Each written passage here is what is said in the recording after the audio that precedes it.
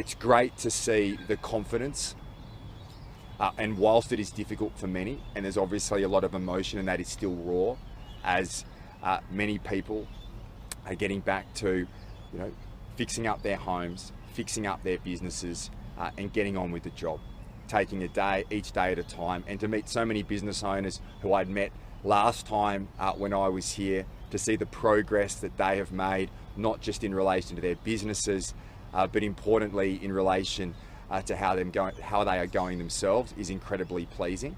And I think it's very clear, and there's the message I really want to send to the community today, and I'll be up here for the next few days till Wednesday, is that, as I said before when we were here, that we will be with you every step of the way, and we have your back. And I know it can be very difficult when you go through these crises, that at the start there's a lot of focus, there's a lot of media focus, a lot of charity focus, there's a lot of political focus. But as time moves on, that can dissipate. Well, that's not going to happen this time around, I can assure you. We are going to be here for the long haul. I want every single community in the Northern Rivers to get back on their feet, and we will be with them every single step of the way. Some key things today that certainly have struck me, where I think things have gone very well. I want to thank the ADF. It's very clear to me on the ground that that's provided a lot of reassurance and a lot of hard work. So Major General, for the work that you've done and the team has done. People coming from right across the country to support the Northern Rivers, that's the Australian spirit. It's incredibly pleasing to see. I want to thank Essential Energy. I've had incredibly positive feedback today. There are still many areas, obviously, that don't have power, and many businesses, but that is moving in the right direction. The teams from Public Works who have cleared all that debris, that builds confidence in the community that we are making progress, and I want to particularly thank them. I think we've got to do better when it comes to getting money out the door. It's not good enough, and we'll be putting more teams into Service New South Wales to get those funds out the door as quickly as possible. I think the federal government needs to be a bit more accepting when it comes to the guidelines that are in place. We can't let perfection be the enemy of the good here. We've just got to provide that financial support to get businesses back on their feet as quickly as possible. So I'll be working on that, and that's come through loud and clear. The other thing today is which is an important announcement, a return to home announcement, which will provide up to $20,000 to those people who have come back and have had their homes affected by the floods. We don't want people to return to a house. We want people to return to a home. And I believe that this financial support will make a real difference in that space. And if we can do more, we will. And as I said, we're not going to spare a dollar here to get people back in their homes, to rebuild these communities and get businesses back on their feet. We're very committed to doing that. As I said, it's going to be a long journey, but I think this investment today will help with things like gyprocking, carpeting, painting, getting those teams in to provide that support, white goods, fridges, microwaves, just the things that make it a home, not a house. I want to thank the Deputy Premier, the local member Janelle Saffin, member for Lismore, for and the local mayor for the advocacy that they have made in relation to this space. And I really do think progress is certainly there. So, as I said, it's a long journey. It's a day at a time. But my clear message to every community in the Northern Rivers: we've got your back. We'll be with you every single step of the way. It's a long journey, and I know from right across the public service and the teams that are here today that it can be overwhelming. But I know they're making a difference, and to see the progress that has been made is, to me, incredibly positive. But as I say, there's a long way to go, but there is no bigger challenge. There is no bigger challenge facing our state right now than getting every one of the communities of the Northern Rivers back on their feet, and we're completely committed to doing it. I'm now going to pass to Paul Toole, who will speak as the Deputy Premier, then the member for Lismore, Janelle Saffin, and then David Krieg, the Mayor of Lismore, will speak. Well, thanks, Premier. There's no doubt when you have a look around the community at the moment, we are starting to see some of those waters receding, but let's not forget that there are other towns and other communities that are still cut off. We are seeing, even today when we went up in the air, having a look at the landscape, it is saturated and there is a lot of water lying around right now. We also know that a lot of those towns outlying are actually cut off still today. A lot of those communities, a lot of those households, they're isolated. So it's important that they know that the government continues to be on the ground here to support them during this difficult time. Today we had the opportunity to walk through the streets of Lismore, to talk to business owners and to talk about things that are actually working, how we can actually change things and how we can actually do it better. And that's exactly why the Premier on his return today wanted to come back to Lismore to ensure that he was here on the ground to be able to ensure that that support is right here for those communities in the Northern Rivers. Now our Back to Home grants today being announced, that is support of $20,000. Now that is a $112 million support package that has been offered by the New South Wales government alone. We've been working on this package now for a number of weeks. We can't wait any longer. That is why we've gone alone. That is why we are announcing this package today, because we want to make sure that people get back into a home. What has been the most important priority for us is about getting a roof over people's heads. And as the Premier has said, this is about putting carpet into those homes, making sure you can paint it, fixing up the wiring and buying those essential items that you need. You know, fridges, washing machines, toasters, the things that we need each and every day to call those places a home. The cleanup is a big job. There's no doubt when you have a look at the cleanup. Here in Lismore, we're about 70% of the way. We also know in Ballina, they're around about 90%. Today's support package though, is actually assisting those 7 local government areas, plus the Nepean Hawkesbury area. This Back to Home is an essential part of that support. Would we like to see more money? Yes, we would. And we would like to see other layers of government coming in and supporting the work that has been put forward and led by the New South Wales government. We know that with these communities, when you talk about 17,000 truckloads of material that's been taken to the quarry, I think that's an incredible amount of effort that's been put in by everybody. They've been hampered by wet weather. We know that's equivalent to 110 Olympic swimming pools in size. 87,000 tonnes have been collected of what is anticipated to be around 100,000. Today, we are here again on the ground, listening to the community about looking at what we can do to continue to assist these communities during this tough time. Again, we know that there was flooding last week. The waters are brown, the waters are dirty. We know that the community is strong and also the government will stand side by side with you. Thank you. Yep. Thank you, Premier. Look, our community's been broken, but as I said to the Premier, we're not beaten.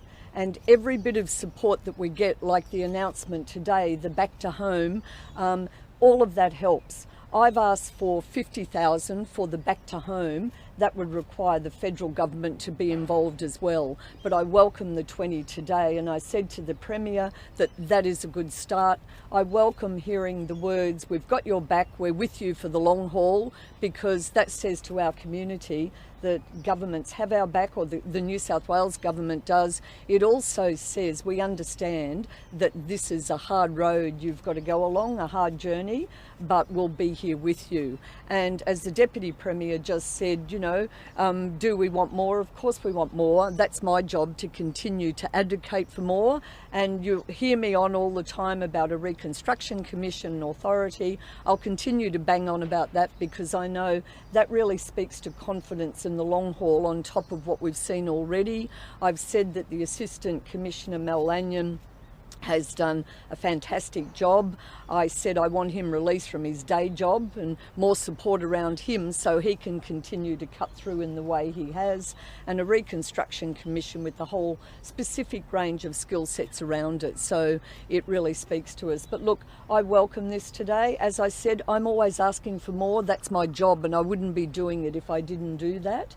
But welcoming it, it's a good step for people, and it also says it's your home and you can go back to your home and you can start to do it. I do want the federal government to step up more. It's a bit too slow. I'll leave it at that. I'll hand over to our Mayor, Steve Krieg. Thanks, Janelle. Steve Krieg, Mayor of Lismore. A very small fish in a very large pond at the moment, and you know, obviously local council is struggling with the amount of work that's ahead of us. We can't do it alone, and it's really good to see that both the Premier, the Deputy Premier have both taken a really personal interest in what's going on the North Coast. And this is very much a regional issue, It's not all about Lismore. It's about the towns of Woodburn, it's about the towns of Coracai, it's about the towns of Broadwater also being able to get on their feet and get moving again. It heartens me as the Mayor to hear the commitment from our Premier and our Deputy Premier, also from Janelle to stand up for her community. That's what she's elected for, and it's really heartening as the Mayor to hear that our state parliamentarians are really behind us, because we're going to need it.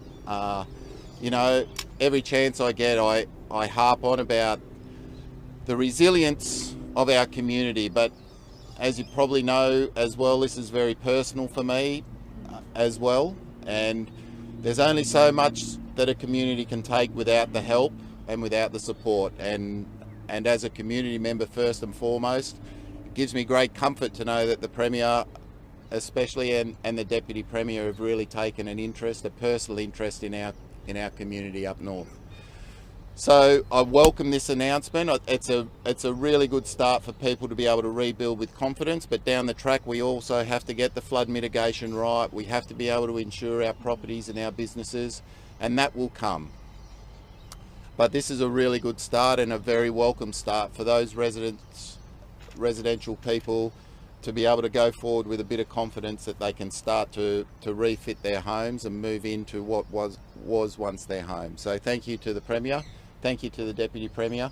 Also thank you to the ADF. The Major General has been amazing through all this. The police force, I can't speak highly enough of our emergency services. They've all done a fantastic job, but as we know, we've only just started. So thanks for your time, and I'll hand over. No doubt you got questions for the Premier, not me. Premier, No, you'll be right. So you can Bring it on. Premier, as the Deputy Premier touched on there, you were hoping to make this announcement a couple of weeks ago. Yeah. But the federal government hasn't quite come on board. Did they give you a reason as to why that is? Look, I'm not across that, and you know, my view from a state government perspective and as Premier of New South Wales is that I want to get as much financial support out to these communities that have been affected. This is devastating. This is a catastrophic event that has occurred up in the Northern Rivers. It's very difficult for the cameras at night to do justice to what has occurred. It's difficult to do justice to the long journey that lies ahead for many, many people, and that requires financial support. We've done that as a state and as a Commonwealth and as a nation incredibly well. There's no doubt, if you look at the last few years, it's been incredibly tough. We've had bushfires, a drought, floods again, a pandemic, and still we've stood strong as a state and as a country. Now, I will always ask for as much financial support as we can get for the from the federal government, but the bottom line for me is that I have a responsibility as Premier of the state to provide that support to help people get back on their feet, and that's what we're going to do. Now, I'm not going to wait for that to happen. We need to support our communities now. There's a long journey. I mean, everyone's saying here, there's a long journey to go, and there'll be different needs, and there'll be different issues, and gaps will occur. You know, up here last time, and I wanted money out the door as soon as possible. I don't think that's happening to the level that I'd expect, and we'll fix it. But as much support as we can get from the federal government would be great. But ultimately, we're not going to wait. We're going to get on with the job, and we're going to rebuild our communities, and we're going to get every single person back on their feet. Two other quick points before I take other questions, remiss of me not to say. I want to really thank all our emergency services personnel and our volunteers.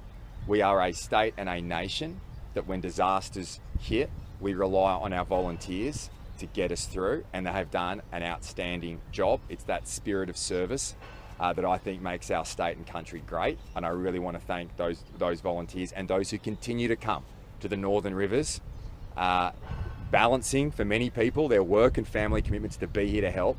Thank you very much. The other point, we're up here today, came in last night with Mick Fuller, former police commissioner, and Professor Mary O'Kane. Submissions to our inquiry open today, and obviously that's connected to the response, the recovery and the rebuild, and we would invite applications. Obviously we'll send some further information, I think, later this afternoon out about that, but they've been well received on the ground, and I think obviously I was on leave when that appointment was made, but in consultation with the then acting Premier, I think those are both Mary and Mick will do a fine job. Premier, as you just mentioned, it's your first day back. Congratulations Thanks. again. Thanks. Don't think you could have gotten up here any sooner, flying up last night. Was this playing on your mind while you're on leave? It was. I mean, I kept ahead of what was occurring, and with regular briefings, and it was concerning, particularly to me when the floods hit again. And to understand, for places like places like Coracai and Woodburn have not had events like this, and they've had now 2 in the space of 6 weeks. This is absolutely devastating.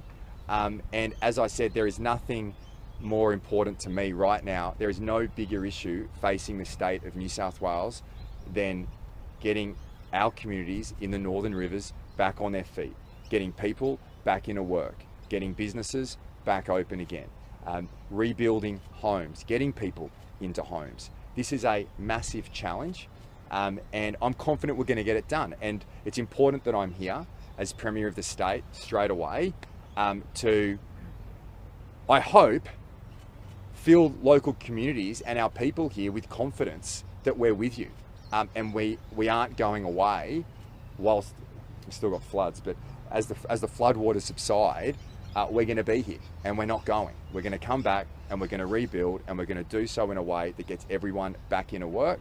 And to me, there is no greater priority for me right now and for my government to get every community back here, every single person on their feet as quickly as possible. Just Can on you the clarify grants, a with condition is that people can't have already accessed the disaster relief grant. Won't that rule a lot of people out? I think the exact opposite. I mean, I think the problem with that grant, and Paul might give some further information here, is that we're not means testing this grant. So this provides opportunity for every single person, regardless what your income is, to get access to it. And that's the way it should be. I don't want any single person left behind. I don't like it when we get these situations where, based on your certain income here, you miss out, or your business at a turnover of X, and all of a sudden you don't qualify. I heard many stories today with the Deputy Premier and Steve and Janelle about businesses, for example, that are struggling to qualify for technical reasons. We're going to come back, we'll go back to Sydney, we'll fix that up, because everybody should be able to access here. I don't want to have some technical bureaucratic reason as to why someone is not getting access to funding, so we're going to sort it out. Premier, can you clarify, with the funding that you're talking about today, Yeah.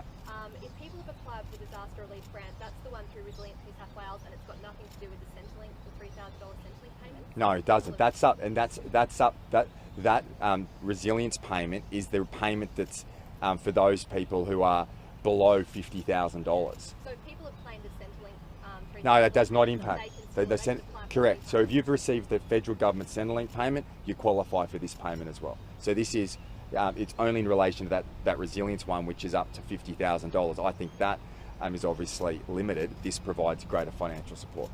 And specifically, it does list landlords can access it. Can renters get any sort of benefit from Yeah, this? so renters get so if you're an owner occupier, you can get grants of up to $20,000. If you're in a landlord tenant relationship, the landlord can receive up to $15,000 and the tenant up to $5,000. So it's still $20,000 per home, but the split, if it's a rental property, $15,000 to the landlord, $5,000 to the tenant. We think that's a pretty good way of making sure both are supported during this period of time. Premier, you haven't been given a reason as to why the federal government's giving you support for this back home scheme.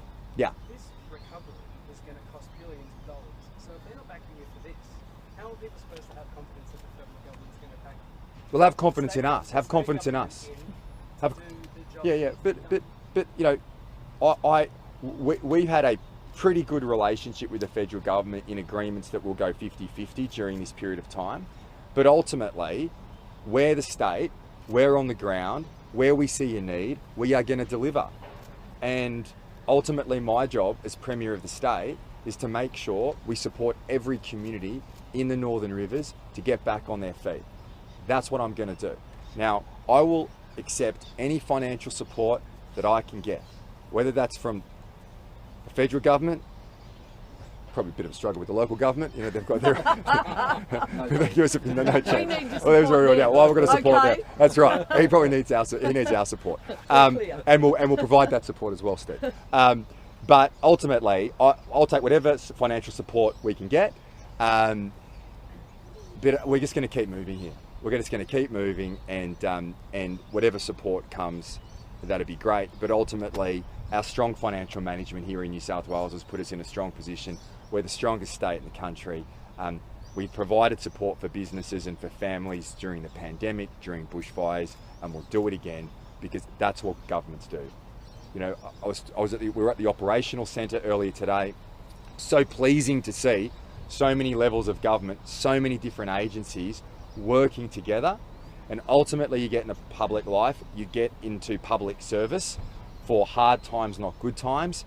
This is a difficult time. We're here to serve our communities and we're going to deliver. And I will appreciate any financial support we can get, but that's not going to stand in our way. They shouldn't take that as an invitation to not provide financial support, mind you, but we are going to continue to invest. Premier, a question about the speed of response. I've had a few members of the public who've been quite upset about the slowness with resilience, getting through a backlog and a lack of staff. So with regard to if people are going, yes, I can apply for this, what's the timeline on this? Have we got enough staffing? What do we expect before people are seeing on the ground money? Well, I think, for example, I mean, it's a good question because what's hit me today, particularly on the financial support that's been available, of which there's, you know, billions of dollars that's available for the Northern Rivers, that's great that it's available, but it's got to get out.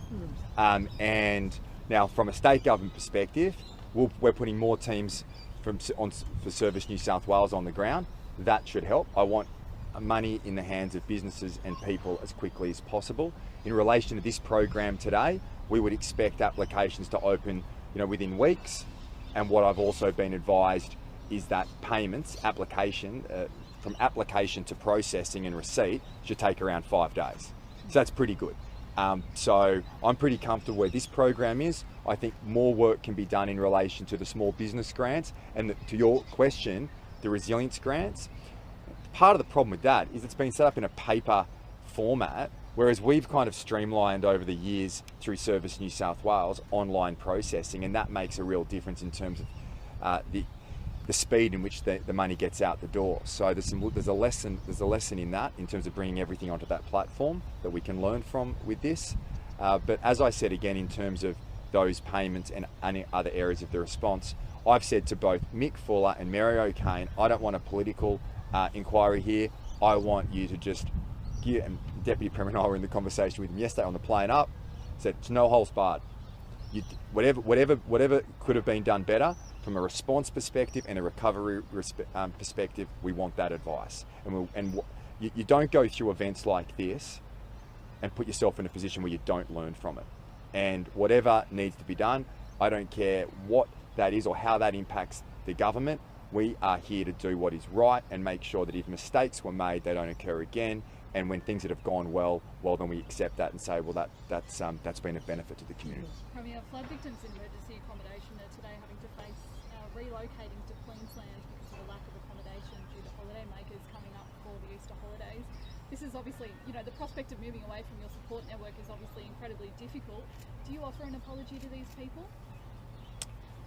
Well, of course. I mean, if anyone's relocated in a way and they've been inconvenienced, of course I do. I don't want anyone to be inconvenienced or feel isolated when these events occur. Now, one of the changes we made, and it's actually on the back of Janelle's advice when we were up at Wollumbar, I think, last time, was in relation to getting access to rental properties, that we made changes so that the New South Wales government support packages could be accessed for homes in Queensland. Now, I'd have to get the facts in terms of the question, but we believed at the time, and what may be happening here, is previously you could not get that rental support and subsidy from the state government if you moved to Queensland for rental accommodation. You could only get that in New South Wales. We made that change because of the lack of accommodation particularly up here in the north, so that if families and people from the Northern Rivers relocated across the border into Queensland because of need, that they would still receive that subsidy and support.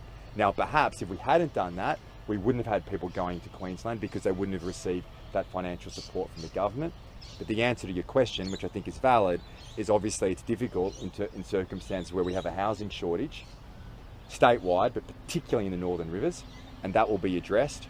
Obviously, I've got the planning minister and the treasurer at the moment, working with myself on a housing package going forward. That's statewide. But I think key part of that is going to be the importance of affordable and social housing going forward. But you should just check that, because I think one of the reasons people may be going across the border that they otherwise wouldn't have is because they can now get the New South Wales government support to do so. People have been asked to move out of their motels for the Easter period as well. Yeah. Are you aware of that? In terms of what? Well, the people who purchase accommodation have been asked to leave because they can get better money while the holiday period's on. Well, that's incredibly disappointing if that's occurring, and I'll take that on notice and look into it. And if that means we need to do something to provide greater support in that space, we should. But I'd make this point. You know, the government can do so much. We come together as a community, and when events like this occur, it is so pleasing to see the spirit of Australians come together. And what I would like to see more of, in relation to your question, would be, well, come on, let's look after people who need support. That's when our country's at its best. And yes, the government plays a role, and as I said, we'll put as much financial support in as possible, but I'd also ask businesses like the one that you're referring to also step up and provide support and care for those who need it. Sorry, Premier, perhaps I wasn't clear in that question before, Yeah. and it relates to what this gentleman was asking, but the Department of Communities and Justice has told people in New South Wales, flood victims who are staying in temporary accommodation, that during the holiday period they'll Right. have to relocate to places such as the Gold Coast and Brisbane, because there's not, bookings have already been made for the Easter holidays for people here. So basically what's happening is these people They're coming into the booking season. to this other accommodation during that holiday time. Yeah, I'll There's a look lot at of that. distress for these people. No, I understand. Okay. I will take a look at that. Obviously, there's a balance here, and we've got to provide support for the communities, but we also need to ensure care and comfort for those people who've lost their homes, who are in temporary accommodation, and continuity of that accommodation is incredibly important for people, for obviously, particularly in circumstances where they've gone through a very difficult time. So I'll have a look at that and I'll come back to you. Premier, people in this region, particularly in Lismore, are warming to the idea of land swaps, buybacks of land. Has that come into any of your research or plans in terms of recovery? Well, it's certainly been a constant point of discussion. And we're in a point, and just earlier today, we need to provide as much certainty as possible. We're going to rebuild. Let me make one thing abundantly clear. Lismore's not going anywhere. We're going to rebuild Lismore, and we're going to rebuild it stronger than ever. Now, having said that, we're going to do so in a way that ensures that incidents like this, and events like this, when they occur in the future, that damage is minimised, and that will probably provide, some tough discussions along the way. We need to build back in a way that keeps the heart and soul of Lismore strong and sets it up for generations to come. In the meantime, in the short term, we've got to provide certainty. I want major businesses, we were talking about this today, major businesses, banks, retail, to stay, because those anchor tenants build confidence in smaller businesses that they should stay as well. But we need to rebuild Lismore in a way that works, that builds confidence in the community, that members of the community don't want to leave. And I tell you what I've heard today, people don't want to leave. They want to know that we're going to do things and we're going to rebuild things properly in a way that provides greater resilience. That's what people want to know. And my message today is that's exactly what we are going to do. Now, that may take some time in the short term to make sure we get it right. We can't rush into decisions here, but we need to provide directionally to the community where we're going. And we need to be smarter about how we rebuild, and we will rebuild well, and that will ensure that we'll bring the entire community on the journey as we move through. But I'm open to those ideas. As I said, we've opened up submissions today. Mary O'Kane is specifically looking at this area in terms of, and I think the rebuild will be a crucial part of it. But we can rebuild. We can rebuild in a smart way that instills confidence in the community. You mentioned that questions, specifically looking at issues of relocation. Is that part Well, we'll get a range of submissions, right across the board. Response is a key part, recovery is a key part, and then moving forward, how we get the rebuild. I mean, we've had Janelle talk about a reconstruction commission. That's something we're looking at. That worked well in Queensland. We'll see if it has a place that could work well in New South Wales. I don't want over duplication. I just want to get in. I want to get in place what's going to work, but I want to instill the community with complete confidence that we are going to rebuild well in a smart way. Now, that's going to take time to work through, and there needs to be certainty. We'll provide that. We'll provide that certainty as we go along, but directionally, locals need to know we're not going anywhere. We're going to rebuild strongly. We're going to build a resilient Lismore, and just like the other towns, we're going to come back stronger than we have before. Just on one other topic, 4 shots available today. Yeah. How important is it that everyone gets whatever shot they're eligible for before the winter months? It's incredibly important. One of the concerns we certainly have is going into winter. Now, what our strength in New South Wales has been our vaccination rates. Our vaccination rates have kept people safe.